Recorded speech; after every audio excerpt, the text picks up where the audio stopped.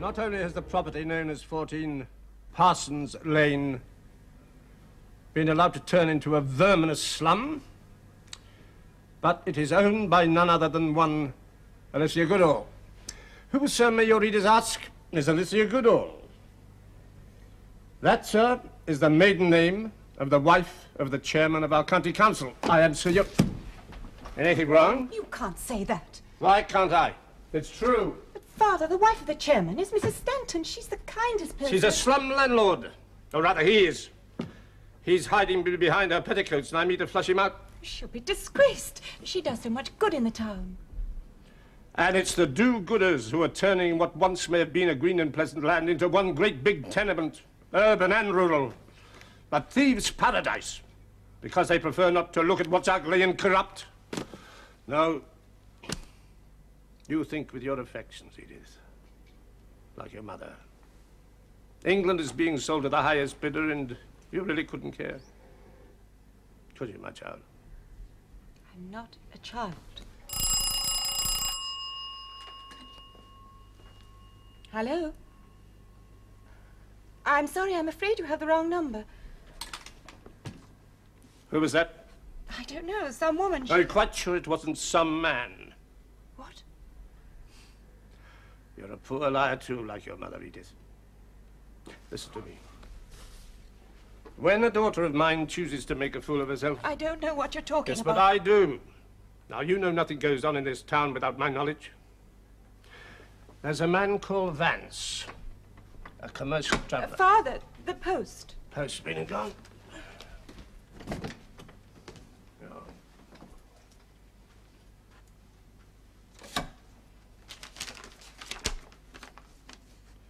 Public meeting. Sobriety is next to godliness. The Reverend Price Jones will speak on the evils of drink and urge his listeners to heed the teachings of Mohammed. Mohammed, eh? The devil he will. Not in this corner of England. My coat. Father? Father. Now type that letter as I dictated it. Mohammed, eh? We'll see about that.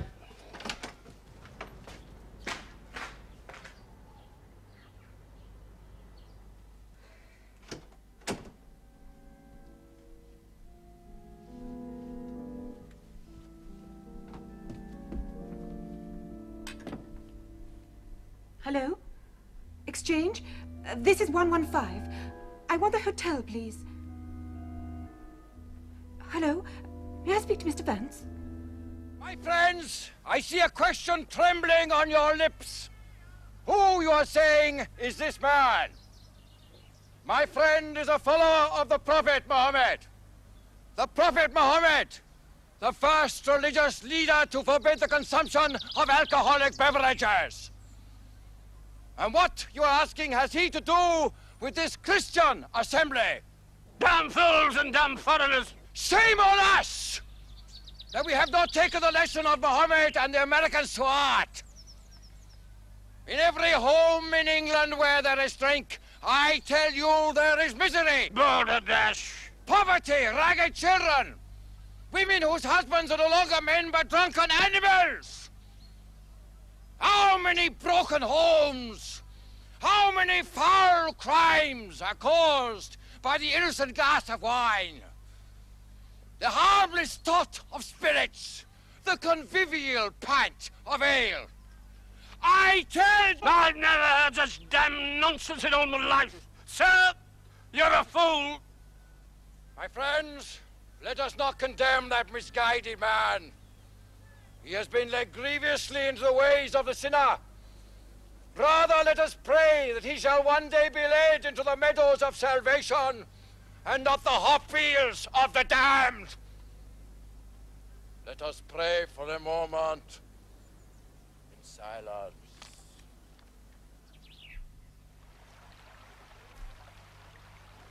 Good day to you, sir. Damn vandals. I beg your pardon?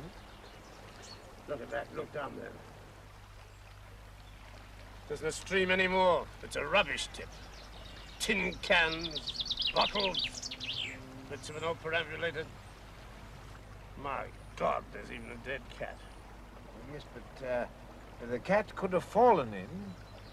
I've written to the county council, newspapers, even had my own pamphlets printed, no damn use. The whole country's turning into a slum and nobody lifts a finger. Who are you? One of those total abstainers? No, I'm a Roman Catholic. Oh, yes. Can't say I've got very much time for papers either. Always on their knees praying for the conversion of England, confounded cheek. Fond of a drink, though, I've heard it so. Have I seen you before?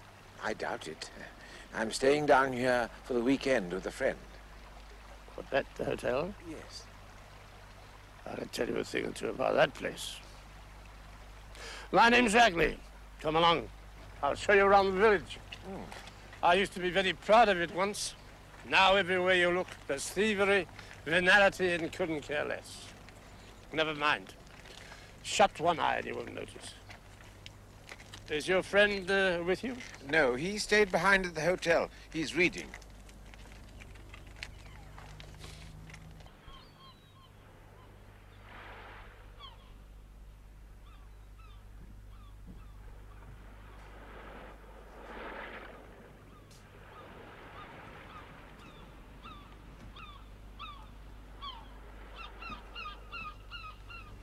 You have a room for me, I think. Name, sir? Jeffries. Oh, Jeffries. Yes, I have a nice front double for you and Madam. Will you please to sign? We should like some tea immediately. Oh, I'm afraid just at the moment, sir, the tea room is being redecorated. But if you would care to have it in your room. We would prefer it there. Splendid. Number 35. My dear.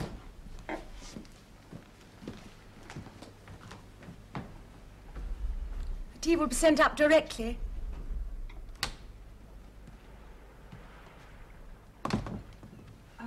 Mr. and Mrs. Jeffries, there's rather a difference in their ages. Yes, are the decorators finished in the commercial room yet? Well, they said about half an hour. We'll tell them not a minute longer. You might say, please.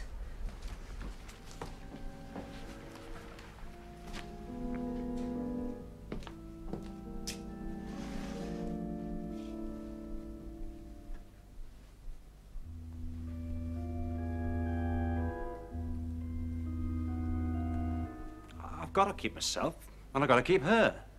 You can't get blood out of a stone. It's not something she believes in. I cannot borrow money from my father. What's so difficult about it? Can't you just ask him? Say you want to buy some clothes, or ask him for an allowance. Well, you earn it, for God's sake. Father is feudal. He doesn't think that women are entitled to any money. He thinks they should be grateful for their board and lodging and ask for nothing else. Yeah, if I'd been you, I'd have walked out on him years ago. I would have done if anybody had asked me. Well, this is getting us nowhere. You better go. I can hear Father coming.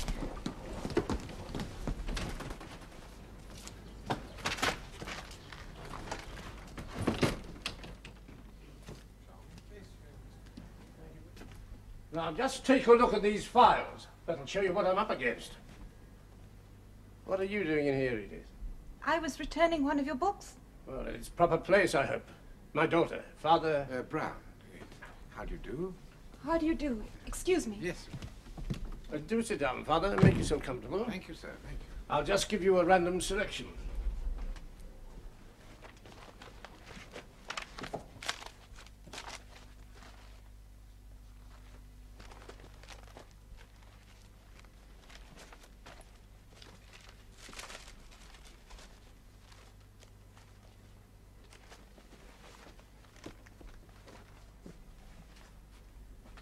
Yes, here we are. Land speculation. Jobbery by a county councillor. Sir Basil Snellford puts himself above the law because he's a Tory and a magistrate. Rotten meat on sale to the public. And the so-called health inspector turns a blind eye. Well, I soon put a stop to that. I say you do keep busy, Mr. Raggley. Well, somebody has to. They call me a crank, you know. Really? Yes, because I keep 'em honest. And if the newspapers won't print my letters, I print them myself. Yes, have pamphlets made. See? Hand them out myself. Good heavens. Yes, I can tell you, sir, I haven't been sued yet because I know my stuff. Do my homework. Would you care for a drink? Well, now, don't let me down. Oh, a glass of sherry. Never touch it myself. Sherry, that is. I always have cherry brandy. It's the only English drink left in England. I can tell you something, Father. There's a swindle going on in every inn in this country. A swindle? Yes, that would have raised a revolution elsewhere. Now, you wait till I print that. Then we'll...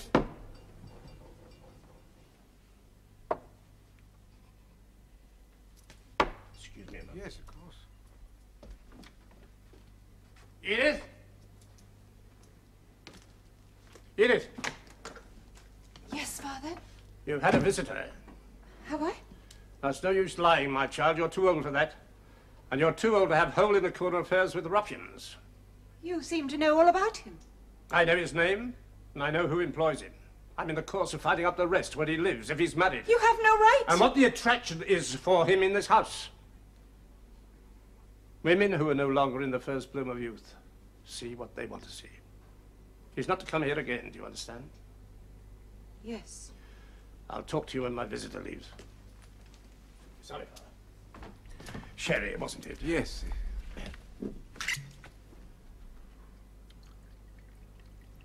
Oh, thank you. Your good health, sir. Though I doubt whether you'll keep it for long, drinking that stuff.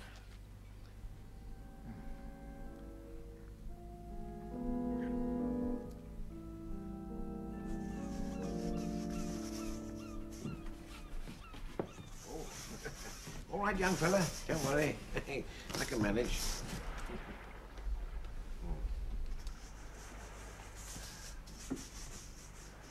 Oh, Flambeau. Well, did you enjoy your walk? Very much indeed. What about your reading? It was absorbing. Oh, shall we have a drink? Yes, why not? Oh, dear, look at this. Yes. Watch out.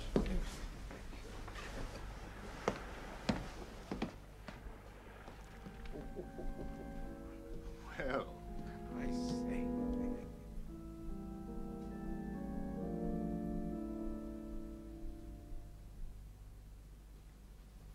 I can see the decorators have been in. The question is, has it been done up, done down, or done in? Oh, dear, oh, dear. I wonder if we shall be served by Oriental gentlemen in turbans. If you please. Hello? No one. Well, never mind. If we wait a bit, Flambeau, somebody will What is it? come. Murder. What? The thought crossed my mind how easy it would be to commit a murder in this room. Would it? Oh, I see what you mean. With all these daggers. Yes, I suppose it would. But you could kill someone just as easily in an ordinary kitchen with a carving knife or a poker. Yes, but I wasn't thinking of the daggers. No? Well, I dare say one could commit a murder anywhere. For instance, I could murder you at this minute far more easily than I can get a drink at this bar. Murder is always easy, Flambeau. There can't possibly be anything easier than murder. The difficulty is committing a murder without committing oneself as the murderer. It's this shyness about owning up to a murder, this silly modesty the murderers have about creating their own masterpieces that makes the trouble. they will stick to this rather old-fashioned idea of killing somebody without being found out. And that's what restrains them, even in a room full of daggers. Oh, we're having a little difficulty in getting some attention at the moment, but I think it... Oh. Shall we wait? If you like.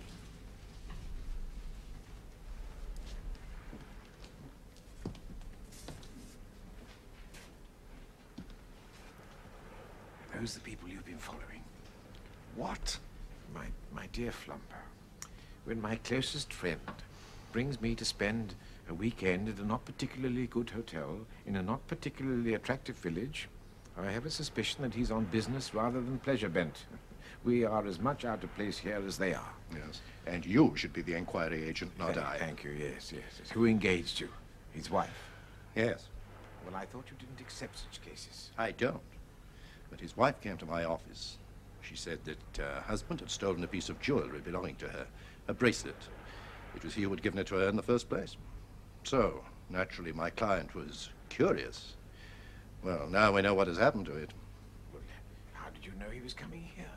His wife found the address written down. Yes, I'm sure. In his pocket, no doubt. Yeah. He is supposed to be in Paris at a meeting. Instead of that, he stays here under a false name. What, is man and wife? I understand he is quite high up in the Foreign Office. Oh? Well, that's odd. What is? Well, because if he... Yes, I won't keep you a moment, gentlemen. Oh, that's... Look here, my wife and I would like to have a drink before dinner. We've been sitting here in this Persian bazaar for several minutes. Perhaps you prefer we'd move to another hotel. Well, not at all, sir. Most humble apologies. I will attend to you all directly. Damned incompetence. Yeah, that was... My dear... What is so funny? My dear old friend. Go! Thank you. The commercial room will be clear for you in just a few moments. Did you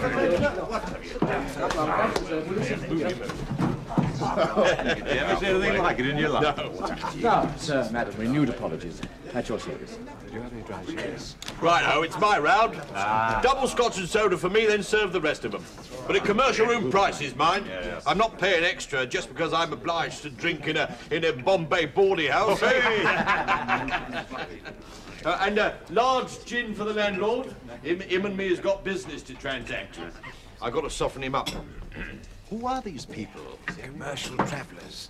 And I think I've seen one of them before. Oh? It was in a garden. Here, this won't do, you know. I represent the best wine and spirits house in the country, and you're serving up our product in a bar that looks like the Crystal Palace. Mr. Dukes, please. If you're not careful, I shall take my business elsewhere. Well, I'm sure you wouldn't desert us, Mr. Dukes. You hear that? Yeah? The rest of us are crying out for orders, staying awake nights worrying, and Duke's there's threatening not to sell his stuff if you please. Well, whatever next. I can afford to, because I sell the best, that's why. An inn or a public house without my spirits on its shelves and my wine in its cellars be out of business in a week. Come on now.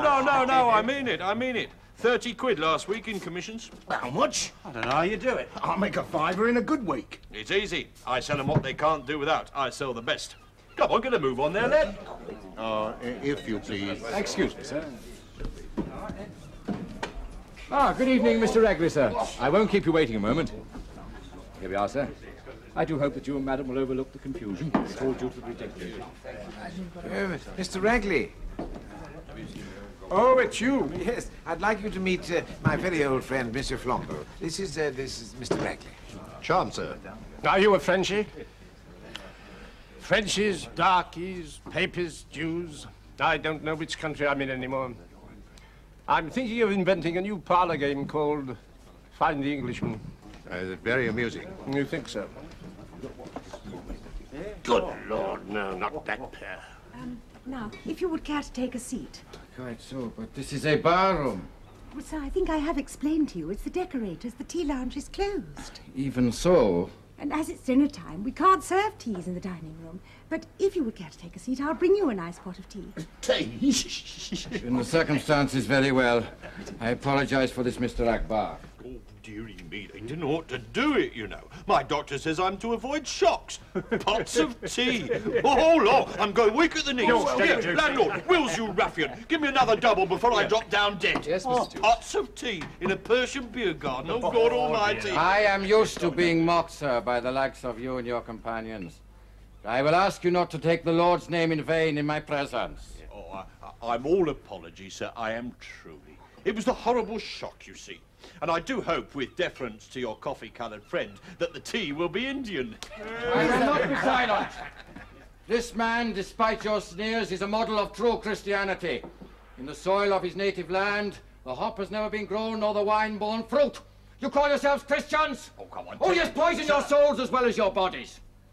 But in the world to come, this man will be in Abraham's bosom, while all of you will cry out in vain for one drop of water to save the Give past. it a rest, will you? Sir, with respect, you are creating a disturbance, please. Thank you very much. I have done. Glory be. Now, Mr. Raggley, your usual, I expect, sir. At least cherry brandy does taste of cherries. Well, allow me, Mr. Raggley, please. I'd be obliged.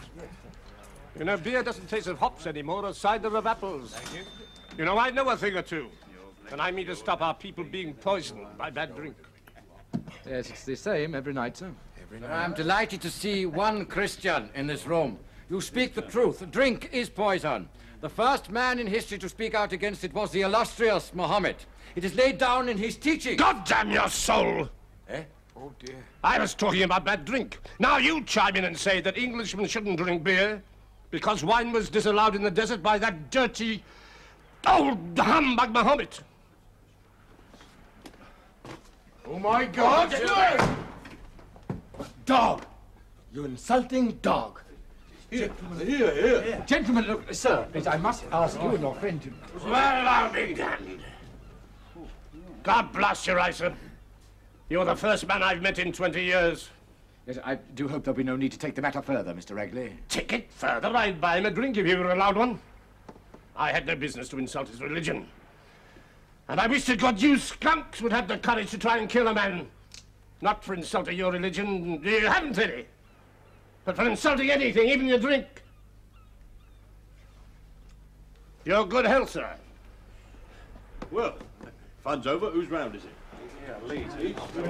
Mr. Wills, the commercial room is cleared. Ah, thank you. Gentlemen, if you take your drinks with you, please, the commercial room. High time, too. Still your man. Carl! Hey, that man. What I man? won't be a minute. I'll say you there. No, me? It's your name, Vance. Yes, what about it? I've got something to say to you. No, I don't think so. Look, you better listen. I say it better.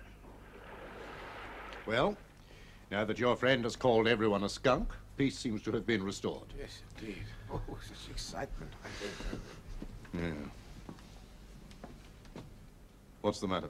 That's strange. What is? That's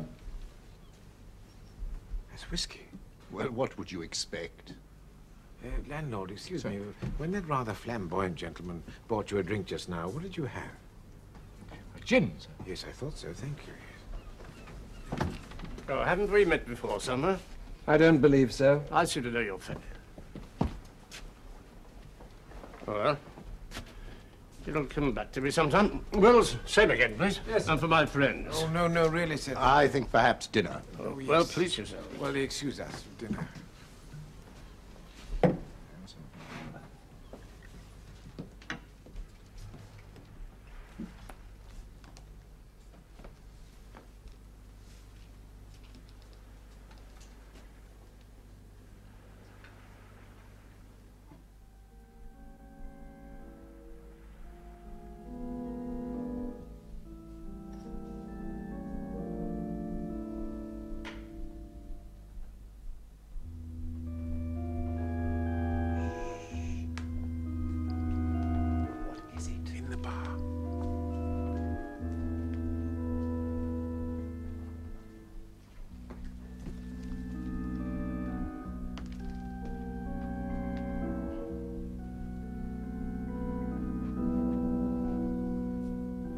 You found him?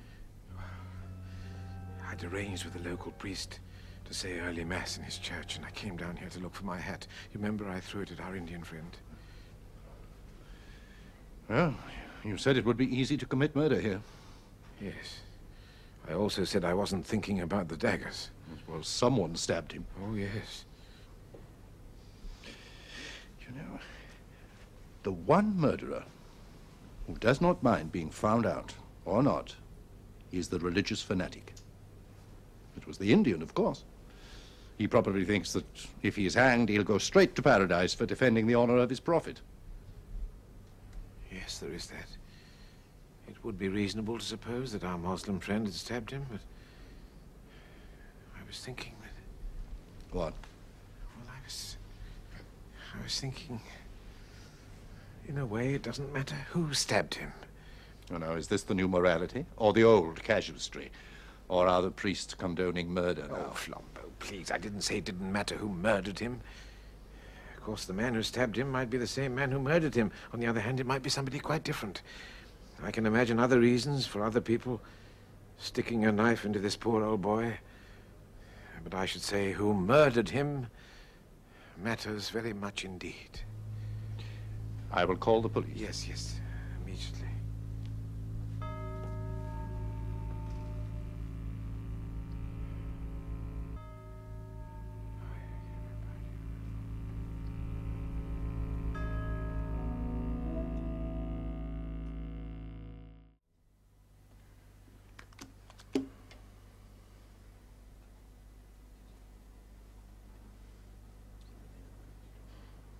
You know, I ought to be home by now. First time I've missed Sunday dinner in 14 years. I don't know what she'll think. For myself, I claim no special privileges, no immunity. Oh, give him a medal, someone. But I would have expected them to respect my cloth. The Lord is not slighted. You can't come in here. Nobody can. Off it. Go on out. Oh, leave the lad alone. Constable. Sorry, sir. Inspector's orders. Well, it is rather urgent. Call in nature, is it? Well, yes, you might say that, yes. Oh, very well, sir. Thank you. Officer. Yeah, officer. Officer. Constable. Gentlemen, please. Boy, may I have a word with you, if you don't mind? So, Mr. Jukes and the other travellers were in this bar for perhaps 10 minutes? Then they took their drinks and moved into the commercial room. It was cheaper there, you see, home from home. And then? Well, it's as I say, sir. The priest and his friend went off to dinner, and then the preacher, Mr. Price Jones, and his Indian friend, they had their tea, and then they left. Leaving Mr. Raggley? Yes. Well, he said he wouldn't be wanting anything else, so I went in to serve the commercial gentleman. He was here alone? Yes. Well, I wasn't to know, was I? I did pass by here an hour or so later, and I saw the lights were out, so I thought he'd gone home. You didn't come in? Well, I had no reason to, you see. In any case, I had some business to transact with Mr. Jukes. Wines and spirits business. All down in my order book, signed and sealed. Delivery within the week. Where was this conversation? This was in my office, sir. Inspector. Yes, what do you want? Might I have a word with you? I'm sorry, Father, you'll have to wait. Well, I can't. Well? Well, in private. Thank you, gentlemen. That's all for the present. Look here, sir. Myself and the others, it's a Sunday. We've all got homes to go to. None of us has any connection with what happened here, so do we have to hang about? Well, I suppose... I'll consider it. Thank you. Now, sir, we're alone. Yes, it was you who discovered the body. Oh, no. Father, according to Inspector, I think you and I both realize that the person who really discovered the body was the person who thrust the knife into it. And Mr. Raggley had been dead for several hours before he was stabbed. You know that, do you? There was no blood. Do you also happen to know how he did die? Poison, I should imagine. Poison. Name of Brown. I think I've heard of you. Yes, it is rather a common name, isn't it, Inspector? In a way, I thought of poison before the crime was committed.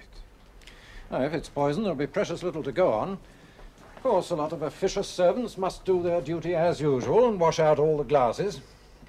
If it weren't for everybody else's efficiency, we detectives might be quite efficient. Yes, that's true. I sometimes think criminals invented hygiene, or perhaps hygienic reformers invented crime. They look like it, some of them, don't they? Everybody talks about foul dens and filthy slums where crime can run riot. But really, it's just the other way round. They're called foul, not because crimes are committed, Inspector, but because crimes are discovered. Oh, yes, it's in the neat, clean, and tidy places where crime runs riot. No mud to make footprints, no dregs to contain poison, Nice, willing servants to wash away all traces of evidence, and the murderer killing and cremating 6 wives, and all for the want of a little Christian dirt. Oh, forgive me, Inspector. I expressed myself perhaps with too much warmth. Now, what I really wanted to talk to you about was the quick one. The what? Well, I don't know what his name is. That's what I called him, you see. All I know is that he was a Scotsman, had a quick one, and left. Father Now, Brown. please, Inspector, bear with me. Now, last night, my friend, Monsieur Flambeau, and I came into the spa, and it was empty. Then the others rolled in, and they took their drinks off, the travellers, I mean, into the commercial room. Now, there was a glass of whiskey left behind. Oh, one of them had left his drink behind. Oh, Inspector, you don't know commercial travellers.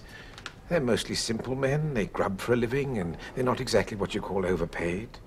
Most of them like to get home to the wife and kids on a Sunday. Some of them may have several wives. May even have murdered several wives. But when they buy a drink, they expect a full measure. They aren't dukes or big businessmen. They'd as soon leave a watch and chain behind as an unfinished drink. No, I take it as certain that the person who left that drink unfinished was someone we don't know about, someone we haven't heard of yet, a man who had a quick one and left. You have a fertile imagination, I also Father. have a witness, Inspector. Now, yes. Now, when I came in here yesterday, there was a small boy cleaning those steps.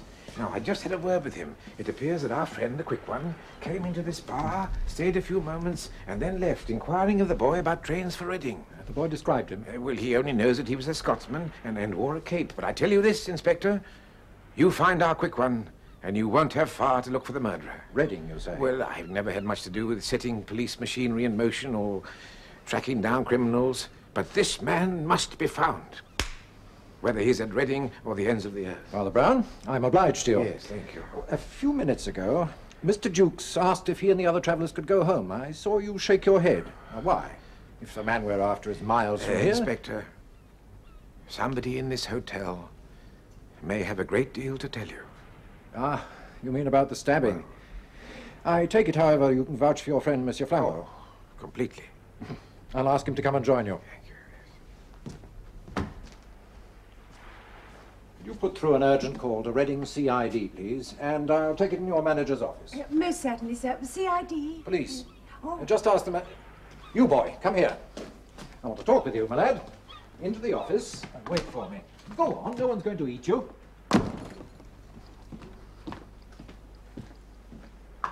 CID.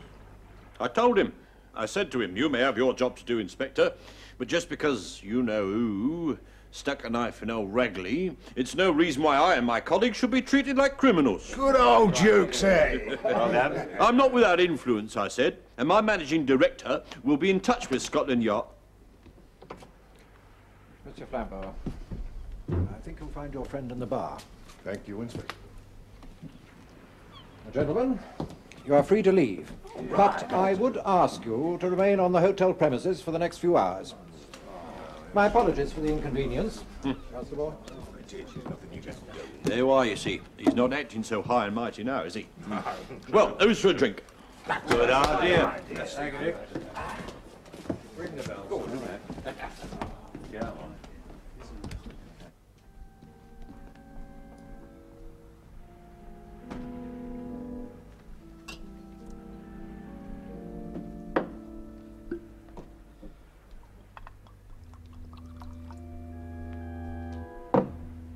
Oh. Can I get something for you, sir? Thank you now, Mr. Wills. Yes. It's a terrible thing to have happened. Poor, harmless old gentleman. Harmless? Yes, well, his bark was worse than his bite. Was it? Yes.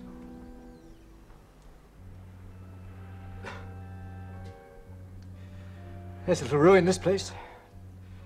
Redecorating not even finished. I don't know what we shall do. I've changed my mind, Mr. Wills. Might I, do you think, have a cherry brandy? Yes, sir. Well, that's odd.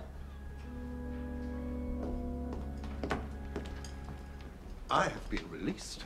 Has something happened? Flambeau, there is what the police like to call a new line of inquiry. The inspector is now convinced that Mr. Raggley was poisoned. Poisoned? I shouldn't go on looking for that bottle of cherry brandy if I were you, Mr. Wills.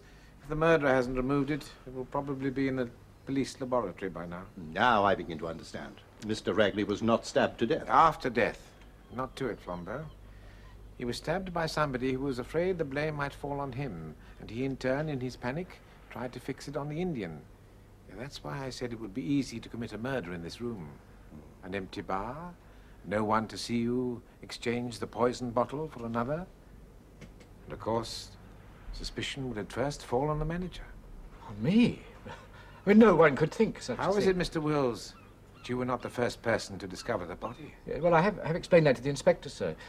You see, I saw that the lights were out in here, so I assumed the bar was empty. But like most victims of poison, Mr. Raggley died alone. I hardly think he would have turned off the light out of a sense of occasion. Pardon? There's no penalty in law, Mr. Wills, for murdering a dead man, as far as I know. I suggest you make a clean breast of it to the inspector. Yes, but I did nothing. Nothing very terrible, I grant you. You found a corpse, and you stuck a knife into it. You lost your head. I think it's time you retrieved it. Flambeau, I have a call to make. Will you come with me, please? Yes, by all means.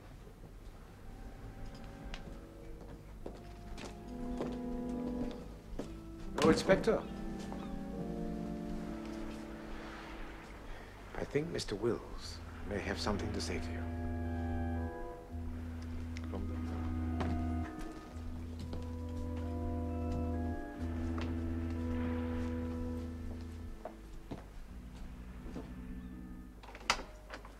Yes? Good afternoon, Miss Raggley. I do hope you remember me. Yes. May I come in? Oh, I'd like you to meet a very old friend, Monsieur Flambeau. This is Miss Raggley. Charmed, Miss Raggley. I came round to offer my condolences and to ask if there was anything I could do to help. That's very kind of you. No, nothing. Perhaps you'd like to come in for a moment. Yes. I would like to meet your visitor. If you wish.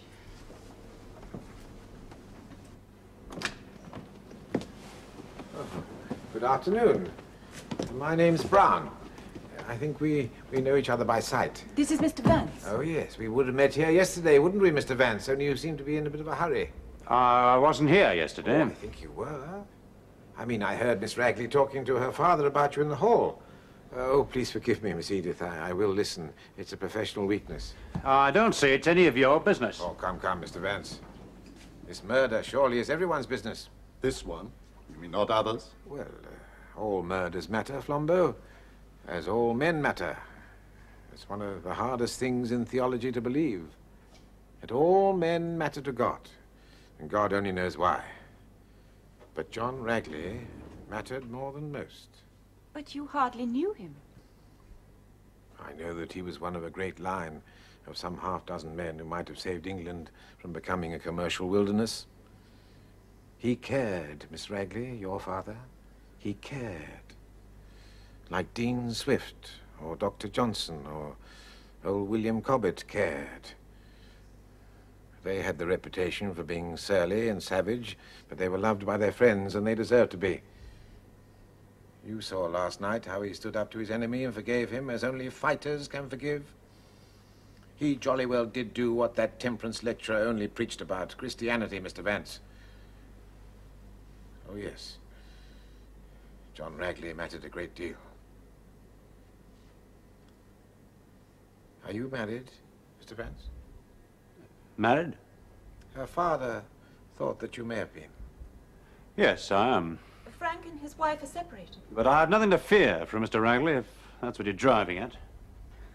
Father Brown, you saw one side of my father. I lived with him. You see, my mother, who's dead now, left him 15 years ago for another man. She spent the rest of her life with him in Scotland. From then on, as far as I was concerned, he tarred every man with the same brush. He should have been a detective. If I as much as looked at a man, he'd have him investigated. Then if that failed, he'd use threats. I'd be disinherited. I'd never see another penny of his money. It wasn't just Frank he objected to, it was anyone. I see.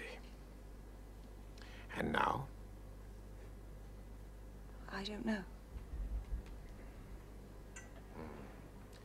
Well, I think soon the inspector may have some news for us, Flambeau. We'd better get back to the hotel. Oh, before you go, a drink? Thank you. No.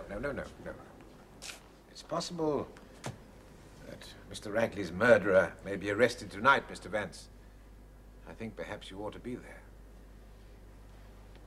Goodbye, Miss Edith. Don't bother to come to the door. Excuse me.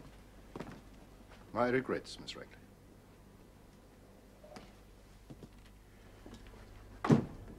What you said in there, is it true? Is there to be an arrest? That all depends whether the police find the quick one.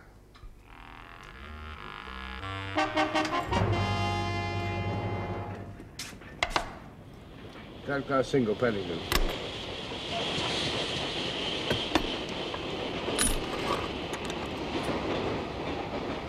Excuse me, sir. Aye. Were you at a village called Greater Ilbury late yesterday afternoon? I was. Just one moment. Mind your undone business. I've a train to get. I'm detaining you in connection with the matter. Here, get your hands off. Get him like hell, you It is wrong, Inspector. No, it is a grievous sin to keep men of God from their duties. Mr. Akbar and myself have promised to speak at the Temperance Hall at Guildford this evening. Now, you know perfectly well we have nothing whatever to do with this crime, and yet you persist in interfering with the Lord's work. I'll make a bargain with you, Mr. Price Jones. I am listening. I have no right to detain either of you, gentlemen, but if you'll remain here quietly, without being a blithering nuisance, I just may decide not to charge you, Mr. Akbar, with attempted murder. Father Brown. Any news, Inspector? Not yet. And I can't keep people under this roof indefinitely.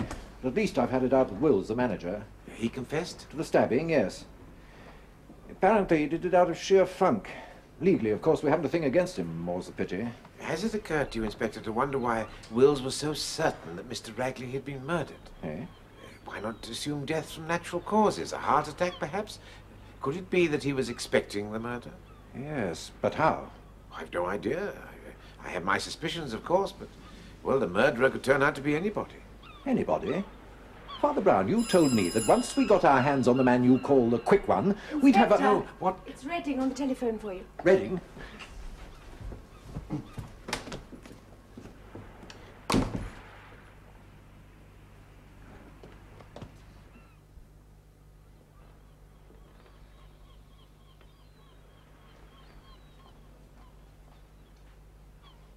You seem thoughtful. Yes. I have just remembered something. That man, the one I've been following. Last night, Raggley thought he recognized it. In fact, he said, it will come to me. Well, he probably saw his picture in the newspapers. But don't you see, the man is an important government official. And yet, he stays here under an assumed name with a woman who is not his wife. Now, if he were recognized, there would be a great scandal. But Raggley does recognize him, or thinks he does. Can you think of a better motive? You, sir. You seem to have an obsessive interest in my wife and me. Ever since we arrived in this miserable hotel, you've been staring us out of countenance and dogging our footsteps. Now, I don't know what newspaper you represent, and I care less. But my wife finds your manner offensive, and so do I. I have no statement for you now or hereafter. My dear. Parbleu! What impudence! Does he take me for a fool? No, a journalist. Well, he is mad. Oh, embarrassed, perhaps. Flambeau, I'm surprised at you. You, a Frenchman above all people, don't recognize a honeymoon couple when you see them? A what? Oh, come on. Last night, that man complained loudly and angrily about the service. Now, when people go to an hotel for an immoral weekend, they don't usually draw attention to themselves. Also, he and his lady wife were both wearing brand new wedding rings. But his wife engaged me. You shouldn't take everybody at their word, Flambeau. A man in the public eye. He marries a young lady much younger than he is. Well, if he's at all sensitive to ridicule, it's not the sort of thing you shout from the rooftops. Far better a quiet wedding, a honeymoon incognito at an unlikely hotel. But I was engaged by his ex-mistress? Or perhaps his lady friend. Whoever it was, she seems to have suspected what he was up to. Probably too proud to come down and see for herself. Well, I am... Father Brown? Yes. We've got him. Huh? I don't know how you do it. You knew he was a murderer before anyone else knew he was a man. He was nobody. He was nothing, just Fine shade of dove based on a whiskey glass. Oh, no. We've got him, and he's on his way here now. Put up a desperate fight. Roughed up 2 constables. No, yes, no. a killer, there's no doubt of it. Oh, I've done it again. Yes, you certainly have. It's thanks to you that we found... Inspector, you don't understand. I'm always doing it, and I don't know why. I do try to say what I mean, but everybody else means such a lot by what I say. Well, what's wrong? We have our man. Oh, our witness. Somebody knew that poor old Raggley drank cherry brandy and nothing else, and came in here every evening. And now that man was in here alone, either doctoring the brandy or exchanging the bottles. Now, remember our Scotsman, the quick one. He came in here for a drink. Who served him? Once we know that, we'll have our murderer. Oh, Lord. He's been brought here in handcuffs in a police van. Well, I'm glad that I am not the only one who has made a mistake this weekend. Who do you think I am, Rockefeller? What I say is it's poker what separates the men from the boys. Then we don't speculate, cannot accumulate. Yeah, I'm glad to say it won't be necessary for you to remain here much longer. Yeah, well, First, however, would you all please step into the other bar? Just a formality. High time, too. Yeah, what formality? Well, maybe they're going to hang us. That's a formality. Into the bar, if you don't mind. Don't take a moment. Here, come on.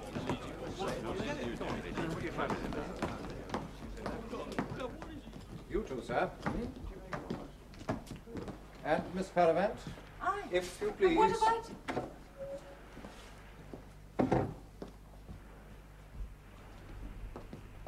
Father Brown, you'd better be right for all our sakes. Now. What the hell's the meaning of this? You're responsible? Mr. Grant, allow me to express my You can sincere express regret- them in a court of law when I take action against you for assault and wrongful arrest. There has been a mistake. Hey, yours! I've half a mind to punch your silly English face in. Oh, I do hope not. There's been one murder done already. Aye, and it'll be a murder. Mr. Grant, your arrest was partly my fault. I do ask your forgiveness. But last night, a man was killed here, and you may have been the only witness. Witness to what? I saw nothing. Sir, did you come into this bar yesterday, shortly after it opened? Aye, I did. And were served with a glass of whiskey? Is that against the law? Not that it would surprise me if it was. In spite of your ill treatment, Mr. Grant, I'm sure you'll wish to serve the ends of justice. Would you step into this bar for just a moment? Witness? What the hell am I supposed to have witnessed? Well, sir, we are not sure what servant, whether the barman or the manager of the hotel or some other person served you yesterday afternoon.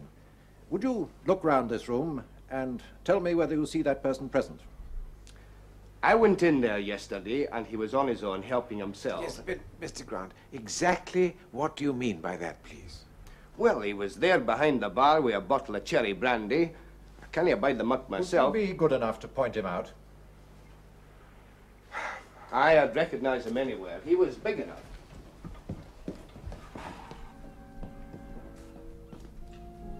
Do you have all your inn servants as grand as yours?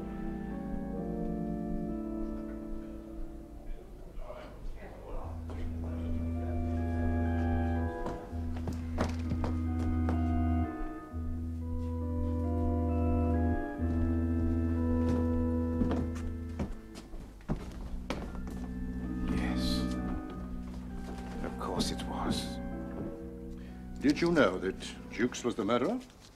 No. No. But I should have been surprised if he were not. He dealt in wines and spirits.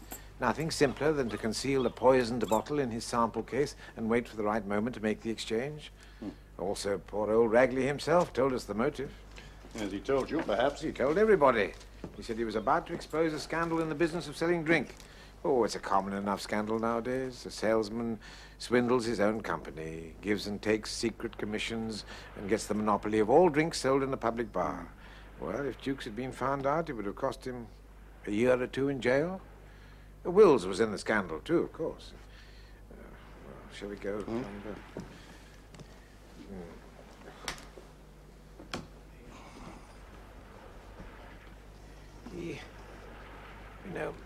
He had such a rich manner.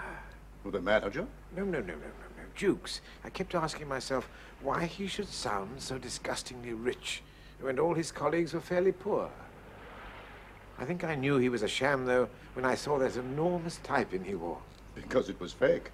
No, because it was genuine.